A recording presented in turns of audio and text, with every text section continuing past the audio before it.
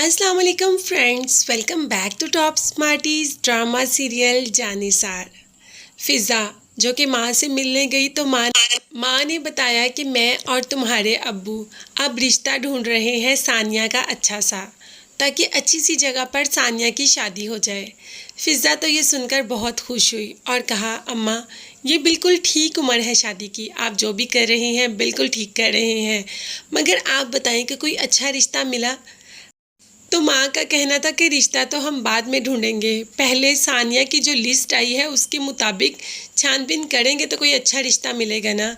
तो सानिया की लिस्ट क्या है, जब फिज़ा ने पूछा। भाई सानिया को एक ऐसा लड़का चाहिए जो एक तो अमीर हो, पैसे वाला हो, दूसरा उसकी इज्जत करने वाला हो। इज्जत बहुत ज़्यादा मानी रखती है, उसको नौशरवान जैसा लड़का चाहिए। जैसे हमारी दुआ अपने घर में राज भी करती है और अपने शौहर के दिल पर भी राज करती है, तो सानिया को ऐसा लड़का चाहिए। फिज़ा जो कि थोड़ी सी इस बात पर परेशान हो गई। परेशान इस वजह से नहीं हुई कि सानिया को नौशरवान जैसा लड़का चाहिए, परेशान तो वो अपनी वजह से हो गई कि सरफराज उसके साथ क्या करता है। वो हर तरह से उसके साथ निभाने की कोशिश कर रही है, मगर फिर भी सरफराज उसकी कदर नहीं करता। तो अपनी माँ को इसके जवाब में कहा कि बिल्कुल सानिया ठीक कह रही है, आप बिल्कुल नौशरवान जैसा लड़का ही ढूंढिएगा। इसमें तो कोई शक नहीं कि नौशरवान बहुत अच्छा है और दुआ से बहुत ज़्यादा मोहब्बत करता है। अभी भी जब दुआ गांव गई और सब इकट्ठे मिलकर बैठे, तो नौशीरवां और दुआ की बातों से कशमाला को बहुत गुस्सा आ रहा था। अम्मा साई ने जब दुआ से कहा कि वो इधर हवेली रह जाए कुछ दिन के लिए, तो नौशीरवान ने कहा कि फिर तो मुझे अपना कराची का सारा ऑफिस भी यहीं शिफ्ट करना पड़ेगा। अम्मा साई प्लीज़ मेरे साथ ये ज़्यादती ना करें। यहाँ पर नौशीरवान और दुआ एक दूसरे को देखकर मुस्कुराना शुरू हो गए और कशमाला गुस्से से उठकर चली गई। अगर देखा जाए तो कशमाला नौशरवान की बीवी तो है ही, और एक बीवी अपने शौहर को दूसरी बीवी के साथ ऐसी बातें करता देखकर गुस्से में तो आ जाती है। मगर जब अपने गुस्से का इजहार कशमाला ने दुआ से किया, तो दुआ ने कह दिया कि यहाँ सारे घर वाले आपसे बहुत मोहब्बत करते हैं, जिस पर कशमाला का जवाब था कि मैं भी सबसे बहुत मोहब्बत करती हूँ तुम्हें छोड़कर। हाँ, अगर तुम नौशरवान की ज़िंदगी से चली जाओ तो हमारी ज़िंदगी में बहुत ज़्यादा सुकून हो जाएगा। बस तुम चली जाओ, मैं सिर्फ तुमसे तब तक नफ़रत करती हूँ जब तक तुम नौशरवान की ज़िंदगी में हो। जैसे ही तुम उसकी ज़िंदगी से जाओगी, मेरी तुम्हारे लिए नफ़रत भी ख़त्म हो जाएगी। दुआ ने आज कशमाला से कह ही दिया कि मैं नौशरवान की ज़िंदगी से कभी नहीं जाऊँगी। आप पहले ही हमें जुदा करने के लिए बहुत कुछ कर चुकी हैं, कभी मेरे पर हमला, कभी फ़रा को नौशरवान की ज़िंदगी में लाना। आप अब भी जो करना चाहती हैं कर लें।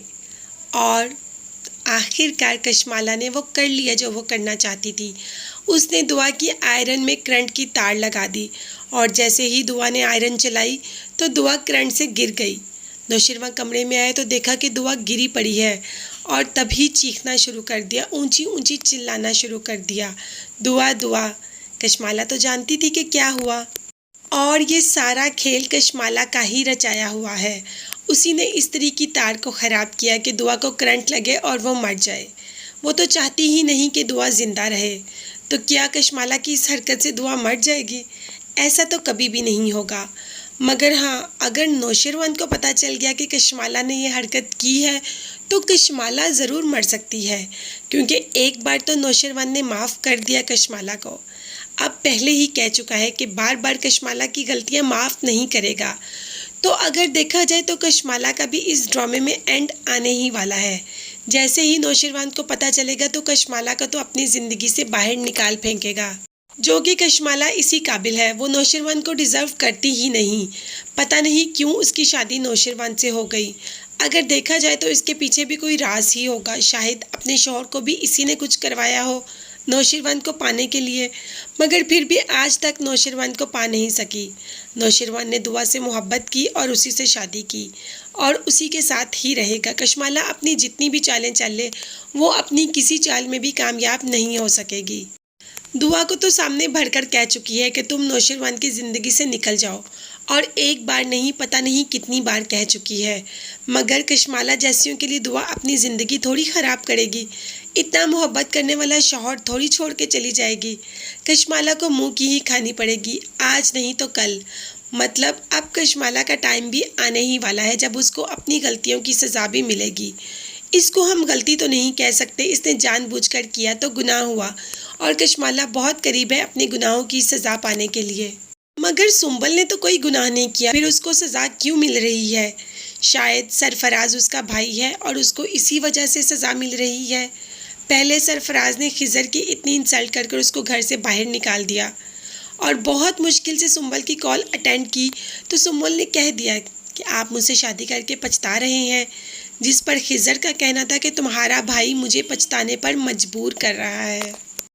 پتہ نہیں کیوں ایسا کیوں لگتا ہے کہ سرفراز نے فضا کی زندگی خراب کی، ساتھ ساتھ دعا کی بھی، دونوں بہنوں کی زندگی خراب کی، تو سرفراز کی وجہ سے اس کی اپنی بہن کی زندگی بھی خراب ہو جائے گی اور اس صورت میں سرفراز کو سزا ملے گی۔